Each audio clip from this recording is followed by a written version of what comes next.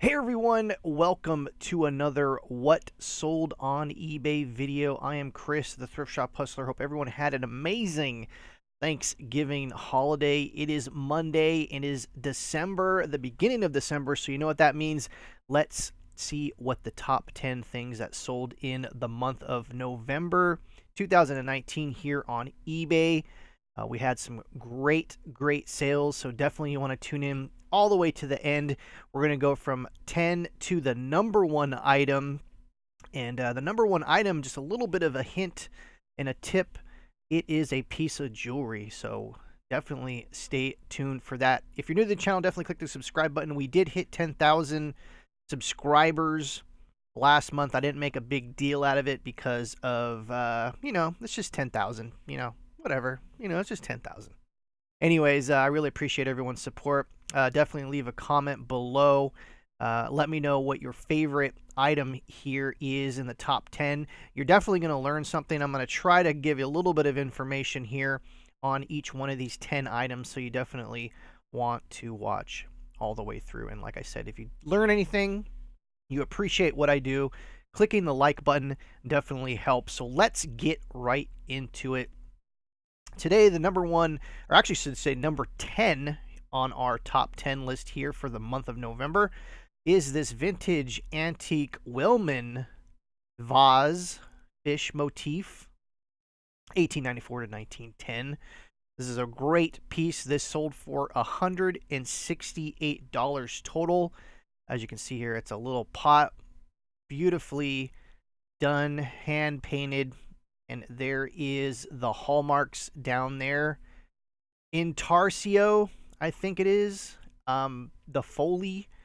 Look for that kind of stuff. What's nice about these older ceramics is that you can look this kind of stuff up because it's very well documented. And you can look these kind of things up. The numbers will tell you something on the bottom. The numbers on the top will tell you something. And so it's nice that everything was clearly marked here.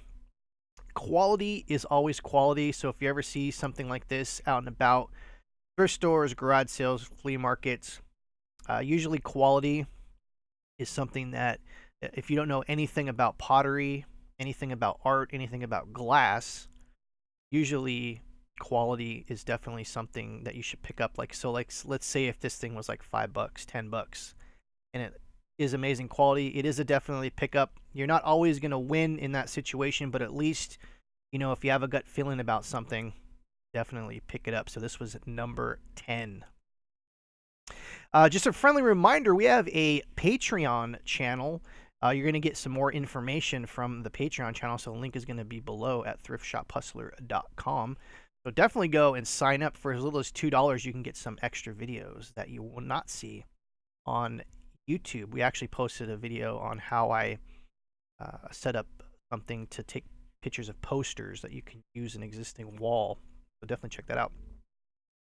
Number 9, we have this Hermes Scarf. This sold for a total of $177. Hermes, I should say. I always want to say Hermes, but that's something else. Hermes, I should say, this is from 1998. I guess you would consider this vintage. It's before the year 2000. I think, what is vintage? I think anything older than 20 years and between 40 or 50, I don't know. But anyways, definitely look out for Hermes, anything Hermes. Now just understand that sometimes there's some aftermarket fakes and some bootleg things, so you definitely want to just be aware. Quality, like I said, quality is quality. Check this thing out. It's very cool. It has these daggers, so you want to put, daggers, swords, all this kind of stuff, fall. All those keywords are going to be important when doing this. This came with a box and everything, so that adds a little bit more of the validity to your item, because if you just have the scarf and you don't have any paperwork or documentation or any kind of box, you might, have a seller or a buyer, I should say, maybe wonder, oh, is this real? Is this not? But like I said, quality is quality. For the most part, bootlegs and items that aren't genuine usually won't have the highest of quality as these brands usually have. So that is number 9. Number 8 is this Tag Heuer. That's probably saying that wrong. Heuer. Heuer. If you know how to pronounce this correctly, definitely leave a comment below. I guess I could probably go to YouTube and look this up and someone will say it right. That's what I usually do when I don't know how to pronounce something. You go to YouTube and someone will usually pronounce whatever it is correct. But anyways, this is a watch. It says this date doesn't function. Now, a lot of these higher end watches, you can actually sell these that aren't working. Rolex is something that you should definitely, sell regardless if you don't want it. A lot of people are into repairing Rolexes, and there's a whole thing about that. But anyways, Heuer, I want to say, is probably not how to pronounce this. This sold for $182. As we can see here, it looks like it had some issues with some scratching here at some point. Unless that is part of the design, I'm not completely sure. Huge shout out to Pleasanton. This is a great sale here. And so definitely look out for this type of brand watch. So that was number 8. Number 7 is a vintage Barbies. I love these vintage Barbies because they're just like so iconic. They're Americana. This sold for a total of $195. The totals I'm telling you basically represent the total price of the tax and the shipping. So if you're like, oh, wait, it says 175, and you're saying 195, that's with tax and shipping. So that is a total. Look out for these Barbies, especially this iconic bathing suit here. That leopard, zebra. I got my animals mixed up. Zebra kind of print, as we can see here. This is like very iconic. This is one of the first Barbies kind of made. This kind of style is very iconic. And just be very careful if you see these out and about. If you have these, try not to bend the legs and the arms too much. The heads can tend to split, around the base of the neck. And the legs can break because they're not used to being twisted. Sometimes they've been sitting in an attic or something for a long time, and you don't want to bend the legs because they can snap, because the inside mechanism, which is basically like a little nub on the inside, it could be stuck over the years of just storage and not being moved, and those can easily be broken. So if you are going to do it, maybe take a little bit of like a hair dryer on medium setting and maybe heat her up a little bit, and then you could probably bend the legs, up and down. But like I said, I highly suggest, if you have a vintage Barbie that hasn't been touched in a very long time, don't move the legs. The arms usually are okay, but the legs are the things that break the most. So, like these older things are just like the very beginning of plastics. Plastics have been around for a while, but in the 60s, plastics were still kind of a new thing, and so a lot of them weren't made as strong or as weak, I guess you could say, in some points as today. Anyways, this sold for a total of $195. It came with its box. Beautiful thing. And for just, if anyone wants to know, they didn't take a photo of the tag. There's usually, this is a good point actually right here too. Usually the older Barbies will say Japan or Hong Kong on the bottom of the feet or the back of the butt. So definitely look out for that. This is an older one. They did reprints of these, so just beware. Reprints usually won't have that kind of, it's hard to explain, but if you have an older Barbie and a reprint next to each other, you can usually tell the difference, like just right off the bat, because of just things aged. Even if they're brand new, they still look aged. And I think I've gone on long enough about this Barbie, but I thought it was a really cool piece. Huge shout out to Paula. This was an amazing, great sale. Next up is this 2004. This is new old stock. That's what NOS means. Philosophy Amen Cologne Men's Spray. This is a 2-ounce thing. We've talked about this many times before, but we have it here because someone bought 8 of these for a total of $197. We've been selling these like crazy. I want to say we had maybe about 50 or 60 of these in the beginning. We had a lady that donated a huge amount of old stock cologne that she used to do gift baskets for the Academy Awards. One of the other pluses about living in Southern California is of these amazing donations and contacts. And even if these aren't donations, just living in Southern California, there's a lot of stuff that you can find at Goodwills and estate sales and garage sales that you won't find in other parts of the country, especially media, Hollywood stuff, movie stuff, TV stuff, all that kind of fun stuff, Disney stuff, especially where I live. And one of the bonuses about living out here. So you get one bonus for that, and then you get the negativity of just traffic and people's attitudes. But it balances out. So like I said, this was number 6. This sold for a total of $197. And number 5, this is actually a really cool lot. This is 120 Blu-rays, pretty much all used. There was a few, I want to say like just a handful, a couple maybe of brand new ones. This sold for a total of $200. Someone actually got a really good deal on this. We were trying to sell this for $250 for the longest time, but we decided to take a best offer for $200, as these have been sitting for a while. And what I do is usually when we get donations in, I'm kind of like the media guy. I go through all the CDs, the DVDs, and the Blu-rays, and usually I'll just put the Blu-rays to the side because we do sell Blu-rays and DVDs in shop for $1, and so we do sell those. But I will put some of the better DVDs and the better Blu-rays to the side for eBay. And I saved these for about 6 months. So this is like basically 6 months worth of Blu-rays that I've been saving up.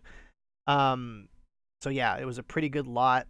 Whoever got it got a great deal. These can easily be resold. They can probably make not double their money, but they can make some decent profit off this. So by the way, if you want to look at some of the stuff we have in our shop, the link is going to be below. It's for the American Cancer Society. Proceeds go to benefit cancer research and all that fun stuff. So that is really important. So that is number 5. We are midway in here. This sold for $200 total. Blu-rays. This is a huge collection. Someone got an instant movie collection. So here we go over the top 4. Number 4 is this vintage Chinese enamel dragon food dog incense burner sensor. Whatever, all the keywords are stuffed in here. We did try to get $400 for this originally. This did sell for $222 total. This is actually a pretty good piece. Now, I couldn't quite date this, and let me see if there was actually any marks on the bottom. There wasn't no marks or anything. Usually the older ones, you can usually tell that they're super old. This one has a beautiful inlay enamel here. As we can see here, beautiful detail. This is a very nice piece, and like I said, this did sell for $222. I forget how tall this thing actually stood. I think it was like 9 inches, did it say? 10 inches. Another key thing when you're selling these kind of things is definitely put in like the specs as far as like the sizes and things, because people do want to see that, especially collectors of this kind of art. And yeah, so actually I probably should have did like a gray background, like kind of diffusing. But this kind of does its job. The white background definitely pops with this piece of art. And definitely older vintage Chinese antiques go for a crazy amount of money now, especially some of the things like, everyone knows about Ming Dynasty pots and vases, plates and things like that. But even turn of the century stuff that was imported from, into England. Usually England and the UK will get a lot of these higher end stuff from the 1900s, the early 1900s, because it was so close to China than Americans do. So, but just be on the lookout. This stuff's out there. This probably sold in a shop here in Southern California or San Francisco or somewhere, definitely, probably on the West Coast, maybe even the East Coast. Heck, I don't know where this thing originated from, but, these things are out there. This isn't like super crazy of a collectible, but the quality is pretty good as far as the inlay and the enamel.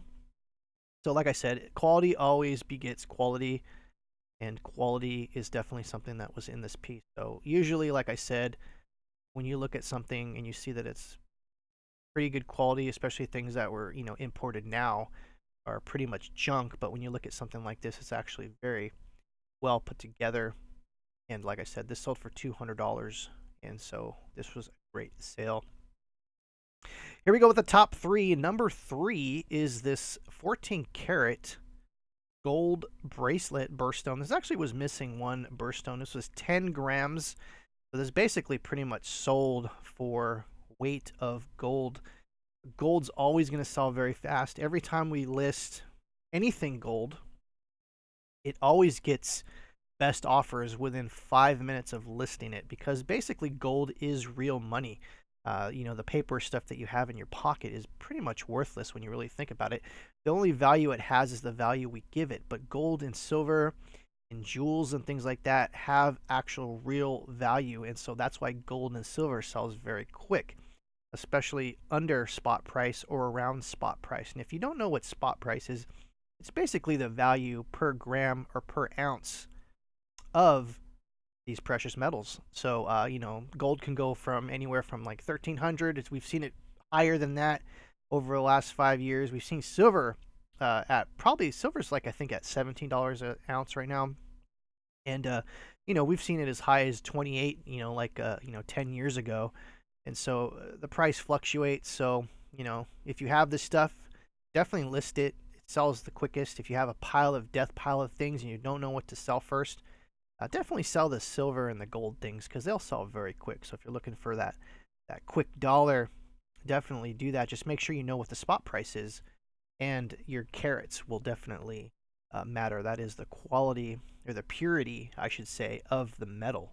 925, pretty pure here for sterling, and 24 karat in gold is pretty much pure gold. 14 karat has a little bit of amalgam, different mixes of metals. So 14 karat isn't the highest quality gold, but it's still worth money. So that was number 3. This sold for a total of $251, and that was number 3. Number 2 is a very fun piece here. I found this at one of our shops, and I had to grab it and take a look at it. And sure enough, this is a very expensive print. It sold for a total of $329. You might ask yourself, what is this thing? Why did it go for so much? Well, Rick and Morty is a very popular cartoon. Some of you might have heard of it. They actually make this show here in Burbank, California, which is actually a fun fact here. Literally 10 minutes from here, you can go and knock on their doors and bug them, but who does that? Anyways, this was a print that was created for a show here in Los Angeles a few years ago. This wasn't made in 1988. It was a gallery called Gallery 1988. They do a lot of kind of sci-fi, comic book themed, movie themed, TV show themed shows. And this was a limited edition print of 50, as we can see here. Let's shuffle through this so you can take a little bit of a better look at a screen print. There is the artist signature. That took a little while to find. And 23 out of 50. That's how you can tell the edition size there. And as you can see here, a screen print is basically like layers of different paint that is squeegeed through a screen, a mesh screen, and depending on the size of the mesh and all that kind of fun stuff, anyone that knows screen prints. So it's basically not something that is just printed out of a printer. That is a print or a lithograph. A screen print actually uses multi-layers of pigment, paint, whatever you want to call it. This was a great print. This sold for a total of $329. It was very hard to do research on this because one of these hasn't sold in a while. I had to go to WorthPoint, and a huge shout out to WorthPoint. If you don't have a WorthPoint subscription and you're heavily into eBay, you do this full time, about $20 a month. There's no affiliate links or anything like that. And the show is definitely not sponsored by them, but WorthPoint is definitely something worth looking at. No pun intended. The number 1 item here is these stunning gold and diamond earrings. These sold for a total of $382. 14 karat gold. These were vintage from the 60s. We kind of assumed 2.57 grams of gold. These diamonds were stunning. I'm pretty sure whoever is going to purchase this is just going to take the diamonds out and repurpose them, or not. It was kind of weird. We had to go back and forth with this because usually these kind of, there's the 14 karat mark. There's the weight mark. You got to have that. And here's a close-up of one of the beautiful diamonds. And here's another close-up with a measuring tape. As we can see here, if we look at here, these were clip earrings. So now here's a little thing, and I'm not very astute, I should say, at jewelry, but I've learned one thing. When you see clip-on things, they're usually not real gold and not usually real diamonds. For whatever reason, we did take this to the jeweler, and they did confirm that these were genuine diamonds, and they did give us some clarity and those marks and everything. And for those that don't know, I'm not even going to go down that road. There's different kind of scales about diamonds, their clarity, their cuts, and their color. That's what I'm thinking of, the 3 C's. And so usually these higher end diamond earrings will have screwbacks, not clip-ons. So this kind of definitely threw us out, and the diamonds were so amazing looking that we thought they might have been cubic zirconian, but they were not.